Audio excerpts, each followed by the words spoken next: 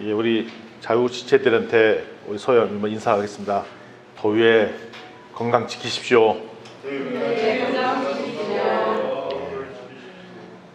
예, 제가 어저께 다른 지역을 이렇게 돌아다니면서 보는데 TV에서 모든 지역이 폭염주의보로 가득하더라고요. 예, 날씨가 덥죠. 그래서 참 긴 밤 어떻게 잘 지내시는지. 누가 그러더라고요. 서울에 비가 오는데 그 뜨거운 물 이렇게 확 보면 수증기가 나는 느낌 있잖아요. 이게 딱 근데 비가 왔는데 수증기가 탁 올라오는 그 한증막에 올라오는 물 같은 게 있더라고. 예, 더위에 수고 많으십니다. 출애굽기를 제가 이제 한 절반 정도 보고 있는데요. 지난주까지 했던 게 10계명까지 얘기 받고 오늘부터 21장인데 제가 요 메시지 하기 전에 목사님께 상의를 했었어요. 목사님, 이제 출애굽기 이제 그만해도 되지 않을까요? 그 이유는 왜 그러냐면 이제부터는 고난의 길이 들어섰어요. 있잖아요. 뭐 우리 상식적으로 잘 이해 안 되는 뭐 그런 제도들, 규례, 율법 이런 것들로 계속 나와요. 끝에. 그래서 중간에 이제 뭐 돌판 받은 거 해갖고 사람들이 소 만들고 뭐 이런 것들은 나오는 거는 스토리지만 중간중간에 계속 뭐 율법 얘기 나오고 그 얘기예요. 내가 이게 감당이 될까? 할까? 그래서 또 목사님 또 그런 거 물어보시면 또 쿨하게 그러세요. 뭐든지 다 바꾸세요. 뭐 그러더라고요. 그래서 바꿀까 하다가 안 바꾸고 고난의 길로 들어서기로 결단을 했어요. 그랬더니 오늘 이제 첫 번째 봤던 오늘 본문에 고난이 있습니다. 뭔 고난이냐면 지금 2024년도를 맞이하는 우리 대한민국 시대에 상식적으로 이해 안 되는 대목이 나오는 거예요. 그 대목이 뭐냐면 저거예요.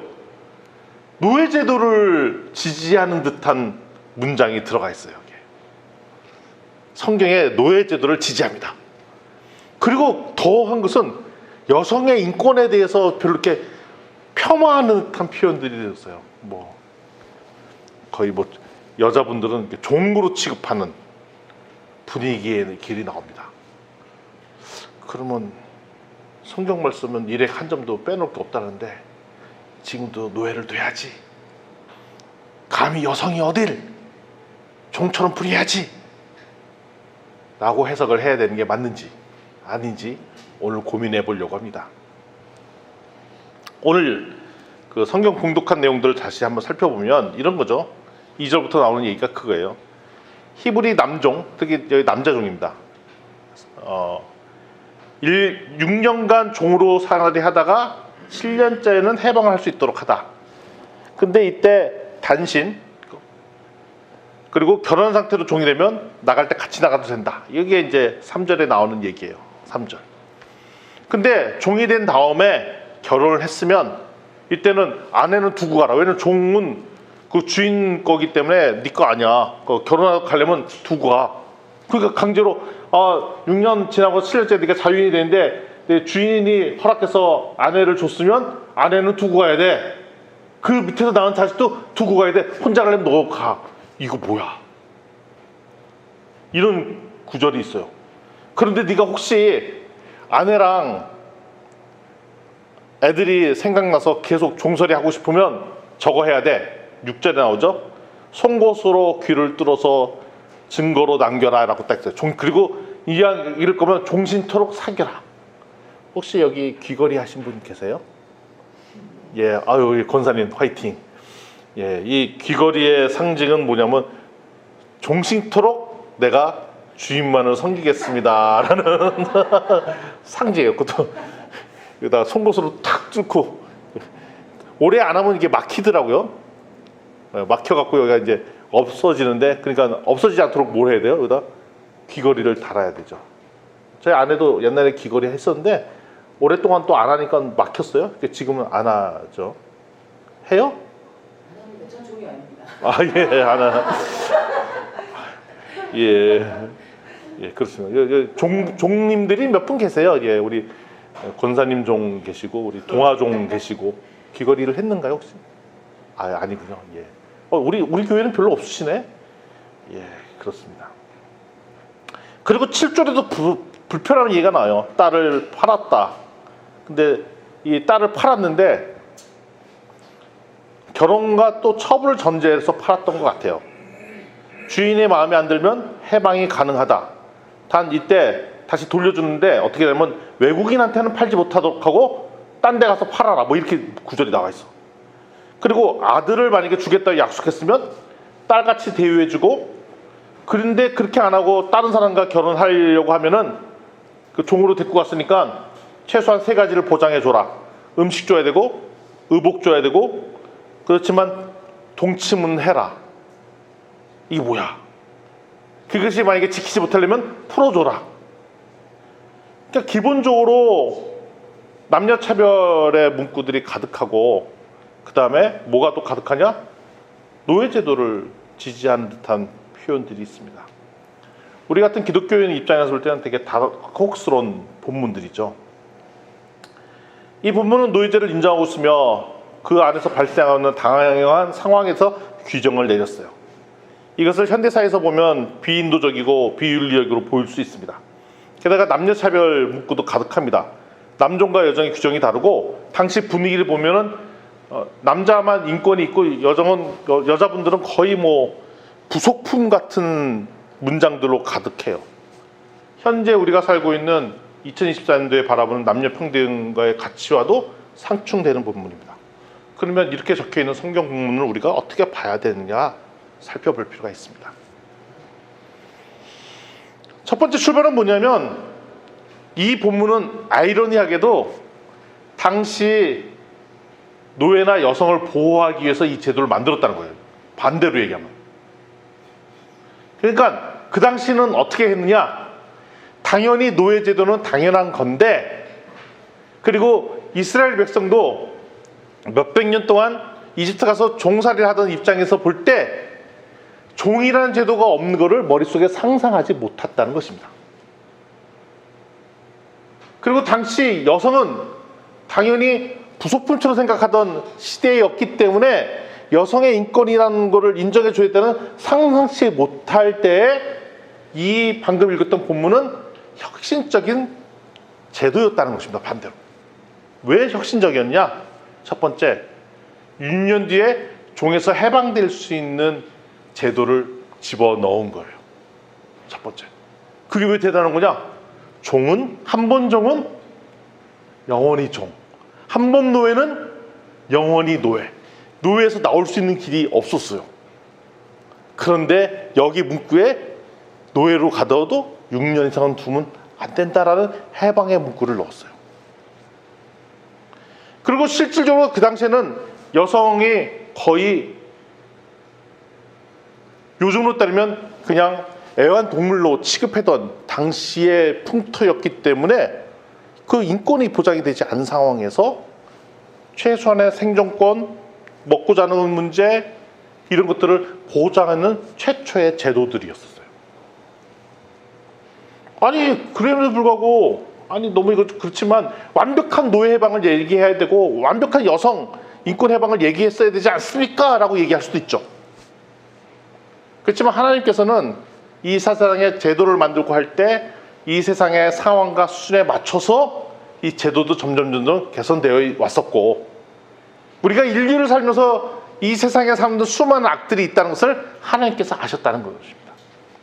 제가 처음에 선교단체 훈련을 받고 나서 스쿨을 봤는데, 제가 처음에 이제 충격적인 대목이 어떤 대목이었냐면, 우리나라에 선교 부흥이 있었다는 거예요. 복음의 부흥이 있었다는 거예요. 100년 전에 평양 대부흥이 있었다고 막 그런 얘기를 하는 거예요. 그래갖고 제가, 그래서 그 강의하시는 분이 뭐라고 얘기하냐면, 평양에 대부흥이 있어갖고 그때 막 술집이 문을 닫고 뭐 회개 운동이 일어나고 막 그랬다는 거예요. 그러면서 막 수많은 선교사들이 일어나서 복음을 증거하러 다니고 그랬다는 거예요. 100년 전에. 그래서 그 얘기를 듣고 충격을 받아갖고 관련된 제가 책을 막 사다 봤어요. 한국 기독교사 뭐 이런 뭐 선교사 뭐 이런 책을 또 한번 궁금하면 또 그런 거못 견디거든요. 또 사다가 또 봤어. 도대체 어떤 대목이냐. 분명히 그때 전 세계 모든 민족에서 복음 들고 나갔을 거야. 막 기대하면서 봤어요. 봤더니 급실망. 왜 실망이냐? 그래서 간 곳이 어딘가 봤더니 지리산 갔대. 그래서 간 곳이 어딘가 봤더니 제주도 갔대. 또 좀 멀리 간 사람이 울릉도 갔대. 그리고 가장 멀리 간 사람이 어딘가 봤더니 연변 갔대. 왜 14주창은 안 가고, 왜 아프리카는 안 가고, 요르단 뭐 이런 데 안 가고, 왜 가장 멀리 간 사람이 왜 연변이야? 그리고 전후 맥락을 살펴보니 그 당시 우리나라의 국격의 상황에서 땅끝은 거기까지였던 거예요. 거기까지. 거기서 갈 수 있던 상황이 아니었던 거예요. 그러니까 우리나라 당시의 대한민국 상황은 지금 구한말 지나고 나서 일제 강점기에 딱 식민지 들어가서 이 나라가 떠내려가서 우찌되고 막 난리가 나고 있는 상황에서 꿈과 비전을 줬던 게 우리 기독교, 희망을 지켰던 기독교 이 상황이지, 막 복음 들고 일어나서 막 전 세계로 나갈 수 있는 그런 국격의 상황이 아니었다는 거죠. 그렇구나. 모든 민족의 천국 복음을 증거되는 게 우리에게 미션인 건 맞지만, 하나님께서 우리의 처해진 상황과에 맞춰서 최고의 방안들을 막 주시는데, 그때의 최선은 거기였구나라는 것도 깨달음이 있었어요. 4,000년 전에 이집트 땅에서 탈출한 이스라엘 민족에게 최고의 제도 중에 하나는 일어나는 거죠. 노예 해방을 할 수 있다. 7년 차에는. 여성의 인권은 보장해 줘야 된다. 잠자리, 먹을거리, 심지어는 네가 최선을 다해서 아내도 대접 안 하면 그걸 해방시켜 줘야 된다. 이런 제도까지 들어가 있다는 것입니다. 그리고 우리 너무 성경을 처음부터 끝까지 다 봐서 이런 현상들이 나타납니다. 여러분들이 지금은 웃으시겠지만, 제가 처음에 20대 초반 때 서울에 있는 교회에서 대학부 청년부 생활을 되게 열심히 했거든요. 근데 우리 청년부 대학부 시절 때 자주 나오던 토론 주제 중에 하나도 이거예요. 주일날 떡볶이를 사 먹어도 되느냐 마느냐, 이런 주제 갖고 토론했어요. 이게 토론거리예요. 지금 보면은 우리도 사 먹는데. 그리고 주일날 저것도 토론 주제 중에 하나 있어요. 주일날 예배 드릴 때 신성한 예배당에 드럼으로 예배 드리느냐 마느냐. 이것도 주제였어요. 격식에 맞춰서 예배를, 순서가 있는데. 그래서 지금 앞에 우리 교회에서 하는 요 찬양은 뭐라고 하냐? 준비 찬송이라고 해요. 준비 찬송이라는 얘기 뭐냐면, 이제 본격적인 예배가 아닌데 사람들 왔잖아요. 그래도 분위기 좀 조성하려고 앞에서 예배 전에 그 소위 분위기 잡아주는 찬양하는 거. 그러니까 우리 형제님이 앞에 예배 인도했잖아요. 옛날에는 그게 예배가 본격적인 예배가 아니라 뭐냐면 바람잡이야, 바람잡이. 본격적으로 예배 들어가기 전에 마음 준비하시라고. 근데 우리는 지금 본격적으로 정식 예배로 시작을 하는 거잖아요. 근데 이런 거 갖고 토론을 했다니까요. 이게 맞는 거냐, 틀린 거냐. 맞는 거냐, 틀린 거냐. 교회에서 복장 문제, 기타 등등 여러 가지 그 문제. 이것까지도 여러 가지 토론 주제가 있었습니다. 그러니까 하나님께서 수많은 제도나 율법을 만들 때 보니까 한 번에 모든 것들을 바꿀 수도 없고 바뀌지도 않고, 그 다음에 우리가 결국은 죄인이기 때문에 한계가 있다는 것을 너무나도 잘 아셨어요. 그래서 수많은 선지자들, 예수 그리스도 올 때마다 조금씩 이 내용들을 바꿔나가시고 하나님의 공의와 자비가 실천대로 하셨다는 것입니다. 따라서 당시의 노예제도나 남녀차별 문제는 그 당시가 갖고 있던 현실적인 한계인데, 그 궁극적인 하나님의 정의가 완성될 때까지는 이 문제를 꾸준히 잃지 않고 하나님 나라에서 완성할 때까지 이어가셨다는 것입니다. 시작으로 넘어가면 이 정신이 예수님이 그대로 받으세요. 예수님은 구약의 율법을 폐하러 오신 게 아니라 완성하러 오셨다라고 말씀하시는데, 그 구약의 수많은 율법들의 근본 정신을 집어가면서 그걸 원형으로 회복하려고 노력하셨다는 것입니다. 예수님께서도 노예제도를 없애야 된다고 얘기를 하지 않으셨어요. 그렇지만 하나님께서 예수님 통해서 하셨던 말씀은 뭐냐면 노예제를 없앤 것이 아니라 노예와 주인 사이에 진정한 사랑과 형제의 관계로 계속 살펴야 된다는 것을 말씀하셨고, 그것을 이어받은 사도 바울은 골로새서에 에베소서에 뭐라고 얘기냐? 종들에게 의의 공평을 베풀어라 라고 계속 그 얘기를 하시는 겁니다. 그리고 종들도 주인 섬기듯이 그리스도를 섬겨라 라고 계속 가르치셨고, 그 얘기는 그 당시에 노예 종들을 구박하고 탄압한 것이 보편적인 것이었는데, 이거를 뒤집은 이야기를 계속 하셨습니다. 그 다음에 여성에 대한 존중 이야기도 계속 반복적으로 나옵니다. 특별히 예수님께서는 여성을 존대하셨죠. 사마리아 여인과 대화를 나눕니다. 당시에 사마리아 여인과 대화를 나누는 것은 금기시대였었습니다. 유대인이 이방 혼혈민족의, 사마리아는 혼혈민족이죠. 이 사람과 대화를 나누는 것은 부정탄 일이기 때문에 감히 말도 섞으면 안 된다 할 때 대화를 하셨고, 가늠한 여성은 돌로 쳐 죽이는 것이 당연한 건데 예수님께서 보호하시고, 특별히 소외된 여성들에게 특별한 관심을 보이셨는데, 그러면서 그들이 갖고 있는 존엄성들을 회복시켜주는 작업들을 계속 하셨어요. 그렇지만 그 제도를 바꾸지는 않으셨죠. 그러면서 예수님께서 하셨던 말씀이 요한복음 8장 32절에 뭐냐면 진리가 너희를 자유케 한다. 라서 진정한 해방이 있을 거라고 말씀하셨습니다. 그러면 언제 진정한 노예 해방, 여성 해방 이것이 오는가? 살펴보면 우리 역사상으로 볼 때 노예라는 제도가 없어진 게 100년도 안 돼요. 그리고 여성의 참정권이 발생된 지가 100년이 안 됩니다. 최근에 들어서나 조금 나아진 거예요, 사실. 그러면 이게 언제 완벽히 됐냐? 요한계시록에 나와 있죠. 21장, 22장. 새하늘과 새 땅이 도래하여 완벽한 하나님 나라가 오고, 그때야 진정한 우리가 꿈에 그리던 나라가 완성된다는 것입니다. 이 세상에 있는 모든 불의와 억압도 없어지고 하나님 나라의 백성으로 영원히 살 때 완성되는 거예요. 그러니까 지금 우리가 만드는 모든 제도는 불합리하고 잘 안 맞고 뭔가 잘 안 맞는 이런 상황인데, 그 상황에서 꾸역꾸역 살아가는 게 현 시대의 상황이라는 것입니다.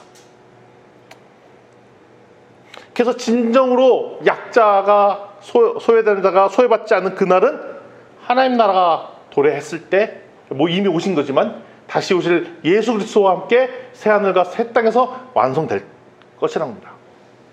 그 뒤집어서 얘기하면 지금 세상 살기 힘든 거, 불합리한 게 있는 거, 이런 것이 우리가 인정할 수밖에 없는 현실이라는 것이에요.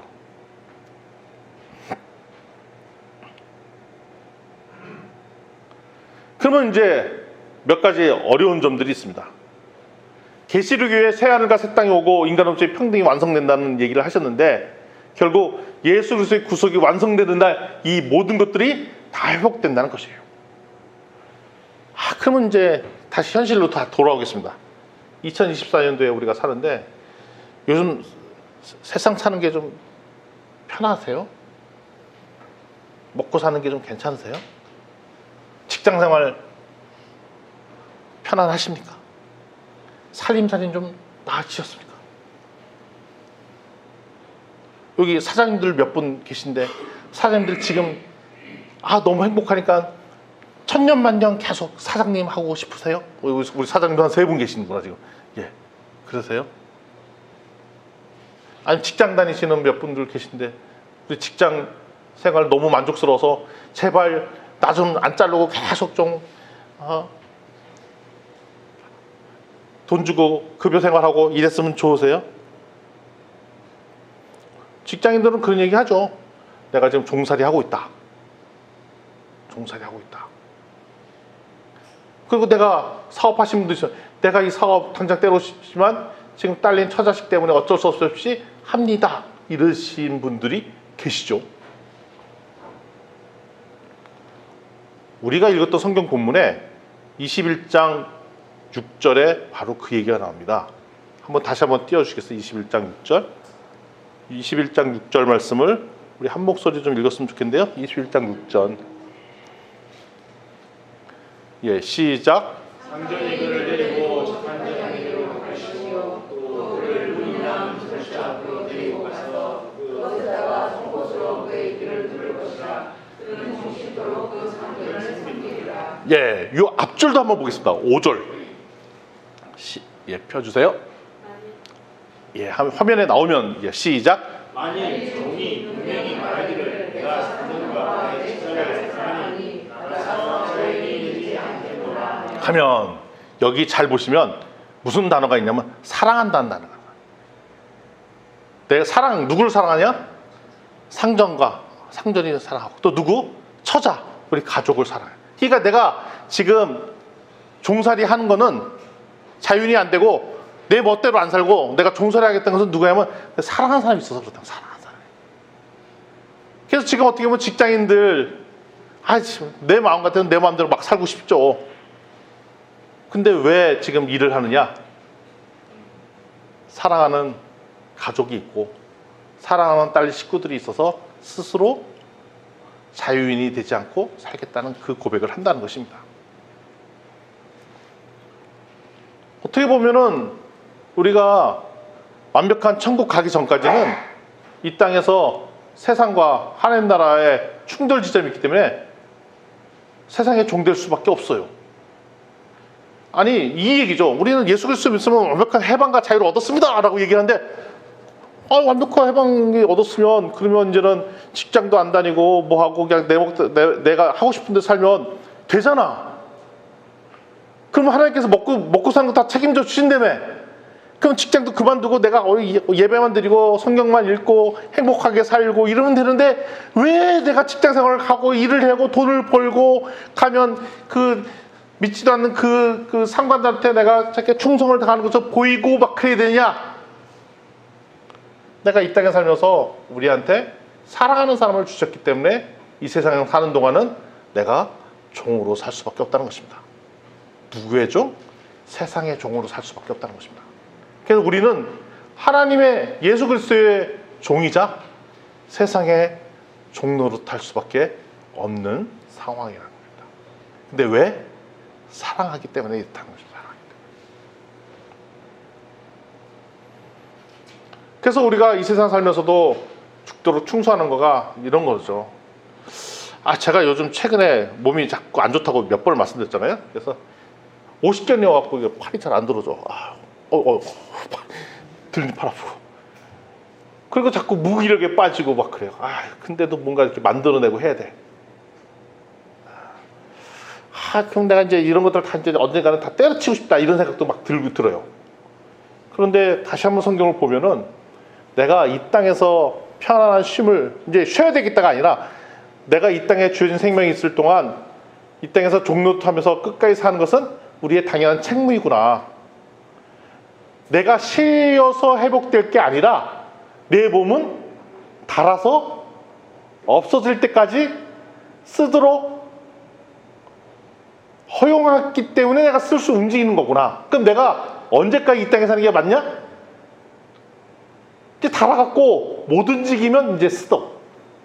그때가 하나님께서 부르실 때라는 겁니다. 그럼 언제까지 이 땅에 충성하면서 일을 해야 돼? 닳아 없어질 때까지. 그럼 사람마다 닳아 없어지는 시간이 다르죠. 어느 사람은 빨리 닳는 것도 있어요. 어떤 사람은 좀 늦게 닳는 거 있어요. 제 폰이 지금 배터리가 빨리 닳아요. 아싸. 합법적으로 새 폰으로 갈아탈 수 있는 때가 오네. 근데 모든 스마트폰도 뭐 기기도 수명이 다 달라요. 사람이 다 다른 것 같아. 그러면 하나님께서 빨리 이 사람을 데리고 가는 것은 네가 이 땅에서 할 일 다 했으니까 너를 냉큼 데려가서 완벽한 새하늘과 새 땅에 있게 하겠다? 그러면 빨리 데려가시는 거고 너는 보니까 아직 용도가 좀 더 많네. 그냥 죽을 때까지 오랜 시간 동안 달 없을 때까지 충성해.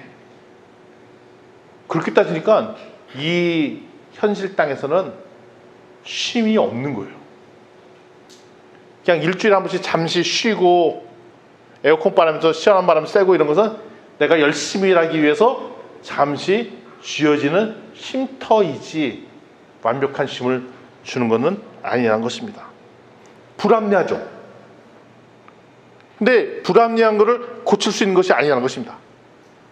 어차피 꼬여있고 어느 조직에 가나 불합리한 시스템가 있고 나랑 잘 안 맞는 게 있고 불평불만이 있고 그게 교회, 선교단체, 학교, 직장 완벽한 조직은 없다는 것입니다.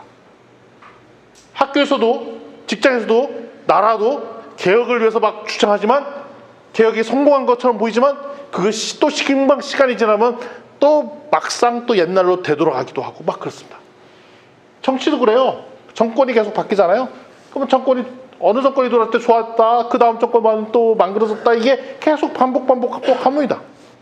그래서 속에서는 불평불만이 있죠. 완벽한 유토피아를 꿈꾸지만 그것은 현실적으로 불가능한데 예수 그리스도 성경의 히스토리는 뭐냐면 그러면서도 하나님 나라의 새하늘과 새 땅을 바라보며 계속 점진적으로 바꿔나가는 일들을 해왔고 그 모습이 오늘 출애굽기 21장 1절 모습이라는 겁니다.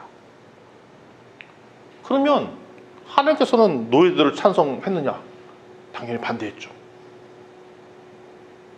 여성 탄압을 찬송했냐? 당연히 반대했죠. 원래 정신은 그게 아니에요. 그렇지만 그 당시에 통용될 수 있는 제도를 허용하시고 그 상황에서 최고의 대안들을 제시해 주셨습니다.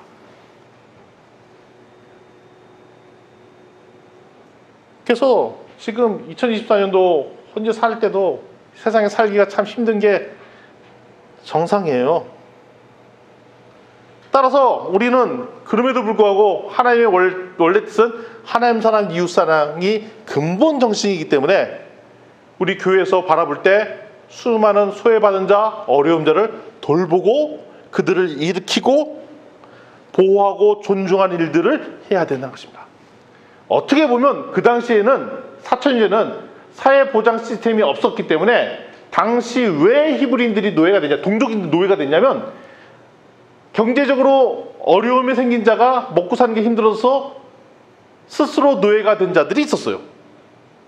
그 사람들을 보호하라는 거고 6년 동안 일을 시키다 보면 결국 먹고 사는 문제가 해결돼서 스스로 독립이 가능해지니 그때 독립시키라는 것이 7년차의 해방을 공고하신 것입니다.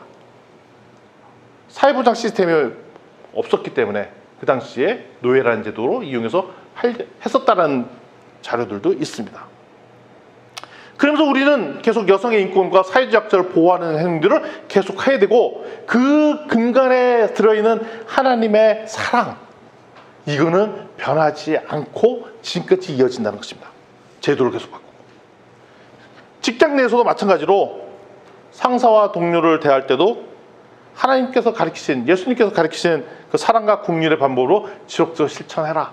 우리 교회 내에서 소외받고 사람들 더 찾아가서 돕도록 해라. 이게 근본 정신인 것입니다. 하나님께서는 결국 불평등과 차별을 없는 공평한 세상을 만들려고 하시는데 그게 이 땅이 아니라 결국 새하늘과 새 땅에서 완성된다는 말씀을 하신 거예요.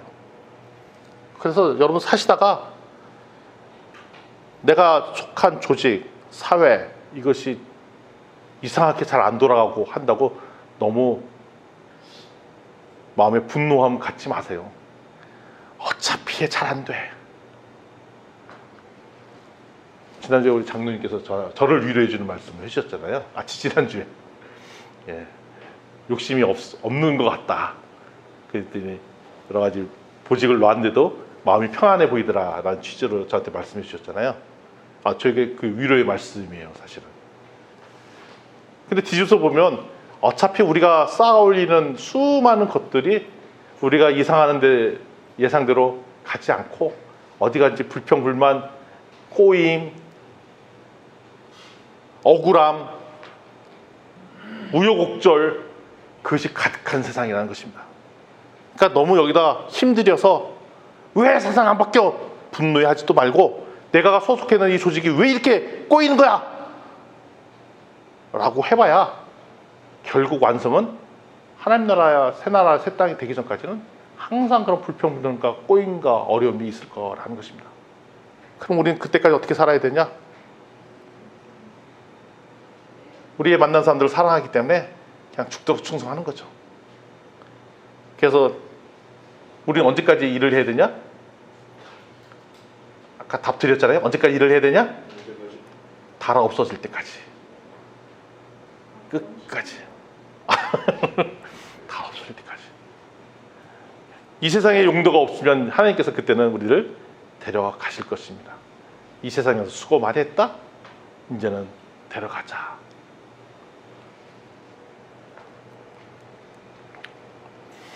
오늘 출애굽기 21장 1절에서 11절에 철저히 하나님의 사랑과 공의가 들어가 있습니다.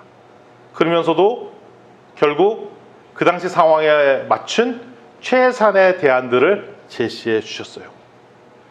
이것은 아까도 말씀드렸듯이 결국 계시록에 예언된 새하늘과 새 땅이 되서나 완성될 것이고, 지금은 그 과정이라는 것들을 기억해 주시고, 그다음에 우리는 예수님의 가르침에 따라 삶 속에서 사랑과 정의를 실천하는 삶을 살아야 될 것 같습니다.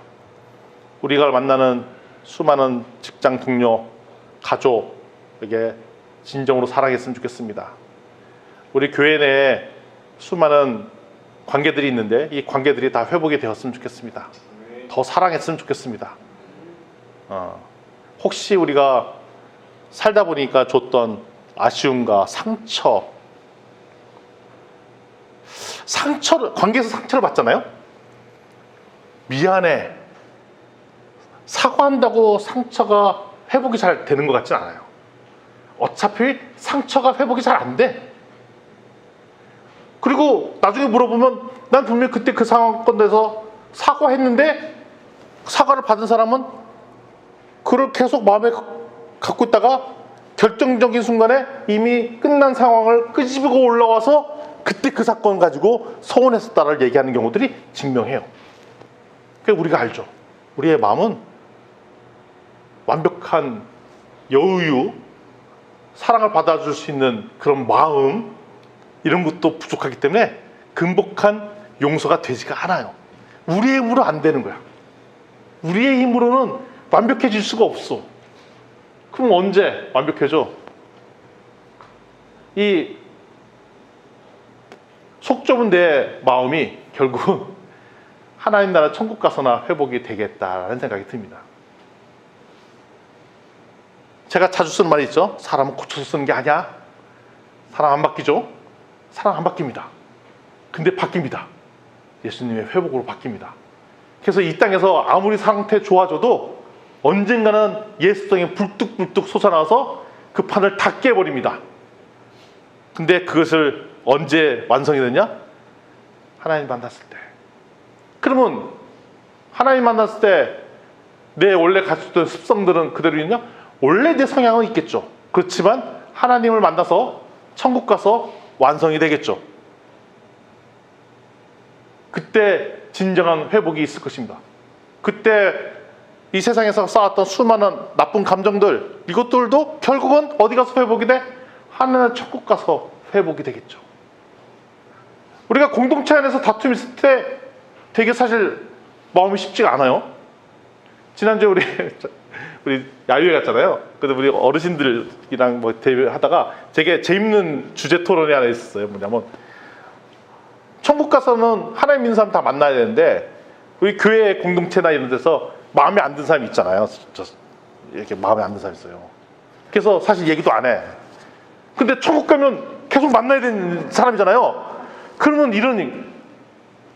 이 사람을 그럼 계속 천국에서 만나느니 나는 이 천국 아니 못 갈 것 같은데 그런 천국이면 안 갖고 싶은데 라는 문제 제기를 우리 장로님께서 해주셨어요. 그 얘기 듣고 야 이거 진짜 재밌는 문제다. 진짜 그럴 것 같잖아요. 내가 그 사람들 보기 싫어서 딴 교회 가고 내가 차라리 이제 저분은 진짜 예수님 믿는다고 하지만 저 사람 믿는 예수님은 나는 차라리 그 자리에 안 가고 싶어. 이런 사람이 있잖아요. 근데 척하고 천국 갔더니 그 사람이 있어. 여기가 천국 맞습니까? 여기 지옥 같은데요? 이럴 수 있겠냐는 거예요. 이 문제 갖고 제가 이제 고민하다가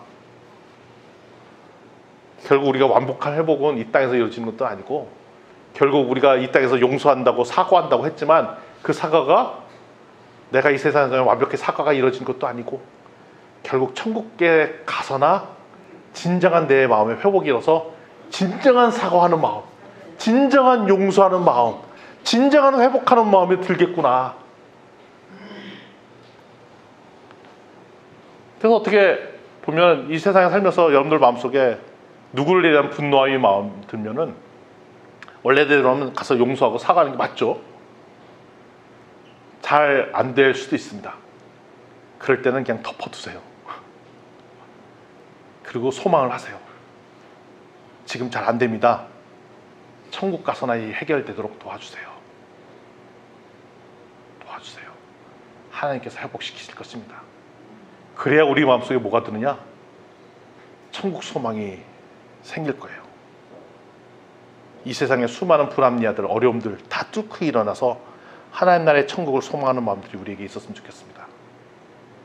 우리 좌우지체들에게 이렇게 권했으면 좋겠습니다. 천국을 소망합시다. 천국을 소망합시다. 진정한 회복은 천국가에 있을 것입니다. 수많은 불합리아들 끌고 일어나 회복이 천국에서 있기를 원합니다.